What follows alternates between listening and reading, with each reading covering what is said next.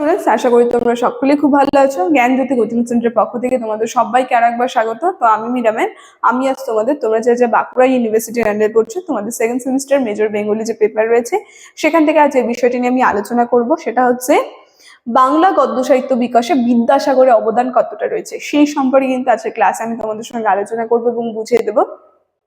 ক্লাসটি শুরু করার পূর্বে আগে খুবই একটা গুরুত্বপূর্ণ ইনফরমেশন তোমাদের সঙ্গে জানিয়ে দিয়ে যাই। তোমরা যা ভাবছো এই সেমিস্টার আমাদের সঙ্গে অনলাইন ক্লাস বা নোটসের জন্য যোগাযোগ করবে, তাদেরকে বলে দিই, নিচে দেখো দুটি নাম্বার দেওয়া আছে। এই নাম্বার দুটি হচ্ছে আমাদের Gyanjyoti coaching centre official helpline number. যে কোনো একটি নাম্বারের মধ্যে কল করে নিয়ে কিন্তু আমাদের সঙ্গে যোগাযোগ করে নিতে পারবে। তার সঙ্গে তোমাদের বিভিন্ন সেমিস্টার কোর্স ফি কি আছে সেটা বলে দিচ্ছি। যারা মেজরে আছো তাদের জন্য কোর্স ফি আছে 1199, আর যারা মাইনরে আছো তাদের জন্য কোর্স ফি আছে 699। আর আমাদের কোর্সে যদি তোমরা অ্যাডমিশন নাও, যে সুবিধা তোমরা পাবে সেটা হচ্ছে এখানে তোমরা live classes, recorded classes, high quality notes, তার সঙ্গে পাবে তোমরা 100% কনভারসেশন। এই সবগুলো সুবিধা কিন্তু তোমরা একসাথে পেয়ে যাচ্ছ। ঠিক আছে, এই ইনফরমেশনই তোমাদের দেওয়া ছিল। এখন আমি ক্লাসের আলোচনায় চলে যাচ্ছি।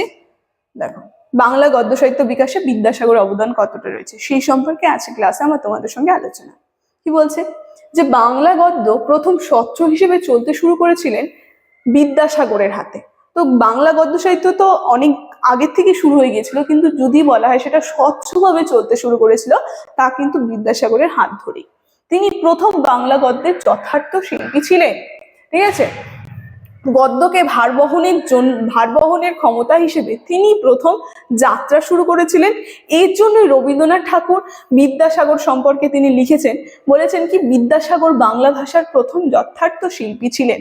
ঠিক আছে, তো যদি বলা হয় বাংলা ভাষায় বা বাংলা গদ্য সাহিত্যে প্রথম যথার্থ শিল্পী কাকে বলা হতো, তখন কিন্তু নাম উঠে আসবে বিদ্যাসাগর। বিদ্যাসাগরকে কিন্তু বাংলা গদ্য সাহিত্যে প্রথম যথার্থ শিল্পী বলা হতো। তৎপূর্বে বাংলা গদ্য সাহিত্যের সূচনা হয়েছিল, কিন্তু তিনি সর্বপ্রথম বাংলা কলা নৈপুণ্যের অবতারণা করেন। মানে বাংলা গদ্য সাহিত্য তো তার আগে শুরু হয়ে গেছিল সূচনা, কিন্তু তিনি কিন্তু স্বচ্ছ হিসেবে কিন্তু এই বাংলা গদ্য সাহিত্য প্রকাশ করেন। তারপর কি বলছে, বিদ্যাসাগরকে বাংলা গদ্যের বিবিধ রূপ নির্মিত নিয়ে অগ্রসর হতে হয়েছে। মানে বিভিন্ন বিষয় নিয়ে কিন্তু তিনি এই বাংলা গদ্য সাহিত্য জগতে প্রবেশ করেছেন, যেখানে ফলে আমরা দেখব বিদ্যাসাগরের রচনাকে বিবিধভাবে ভাগ করা হয়েছে। ঠিক আছে, তো তার বিভিন্ন যে রচনা সেগুলোকে কিন্তু বিভিন্নভাবে বিভক্ত করা হয়েছে।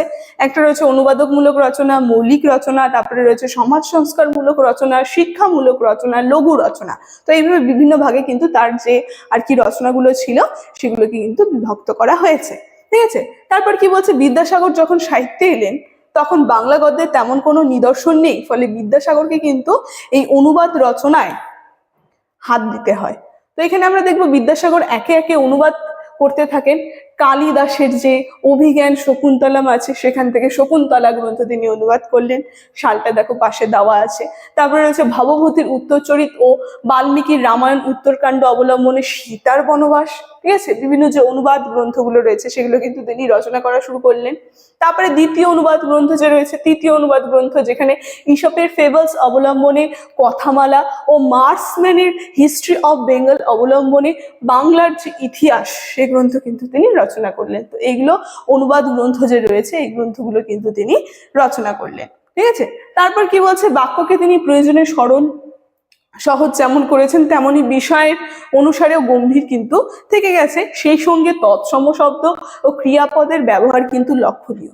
মানে তার বিভিন্ন যে আর কি লেখনীগুলো রয়েছে তার মধ্যে আমরা তৎসম শব্দ, ক্রিয়াপদের ব্যবহার এগুলো কিন্তু লক্ষ্য করতে পারবো।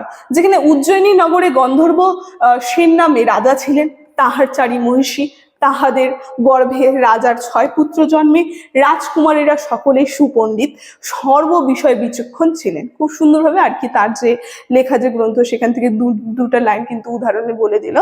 ঠিক আছে, তারপর কি বলছে, বিধবা বিবাহ প্রবর্তন বহু বিবাহ রদের জন্য বিদ্যাসাগরকে কলম ধরতে হয়েছিল। ফলে সমাজ সংস্কারমূলক গ্রন্থগুলিতে ভিন্ন গদ্য আমরা দেখি, যা বিদ্যাসাগরের সমাজ সংস্কারমূলক রচনার মধ্যে দিয়ে বিধবা বিবাহ চলিত হওয়া উচিত কিনা এই বিষয়, ত্রয়োধি বিষয়ক প্রস্তাব, তারপরে বহু বিবাহ হওয়া উচিত কিনা এই ত্রয়োধি বিষয়ক যে বিচার রয়েছে সেগুলো কিন্তু তিনি তার লেখনীর মধ্যে প্রকাশ করে। তারপর বলেছে এই গ্রন্থগুলি, এখানে গ্রন্থ হবে, ঠিক আছে, এই গ্রন্থগুলিতে অভ্রান্ত যুক্তি ও তথ্যের পর তথ্য বিশ্লেষণে নিপুণ ভঙ্গির উপস্থাপনা কিন্তু স্মরণীয়। ঠিক আছে, তারপর দেখো কি বলছে, তো এই বিভিন্ন বিষয় নিয়ে কিন্তু বিদ্যাসাগর তার লেখাগুলি লিখেছেন, যেখানে বিদ্যাসাগরের গল্পের ভাষা পাওয়া যাবে তার অতি অল্প হইলেও, আবার অতি অল্প হইলেও। এই গ্রন্থটার মধ্যে তার যে গল্পের ভাষা কতটা স্বচ্ছ, ঠিক আছে, ভাষাগুলো সেগুলোর প্রকাশ কিন্তু আমরা পেয়ে থাকবো তার এই গ্রন্থটির মধ্যে। যেখানে গদ্যেরও যে নিজস্ব একটা গতি আছে তা কিন্তু দেখান তিনি এই গ্রন্থে। কৃষ্ণকমল ভট্টাচার্য রসিকতা করে এই গ্রন্থগুলি সম্পর্কে তাই লিখেছেন যে এইরূপ উচ্চ অঙ্গের রসিকতা বাংলা ভাষায় অতি অল্পই আছে, মানে এরকম রসিকতা করে, উচ্চ অঙ্গের রসিকতা করে গ্রন্থ লেখা কিন্তু খুব কমই রয়েছে এই বাংলা গদ্য সাহিত্যের ক্ষেত্রে, ঠিক আছে। তো এই যে বিদ্যাসাগরের যে অবদান বাংলা গদ্য সাহিত্য বিকাশে, এটি নিয়ে আজকে ক্লাসে আমার এতটাই আলোচনা ছিল, তোমরা একবার দেখে নাও প্রথম থেকে। আজকের আলোচনা আমি এখানেই শেষ করছি। ভিডিওটি শুরু থেকে শেষ অবধি দেখার জন্য থ্যাংক ইউ।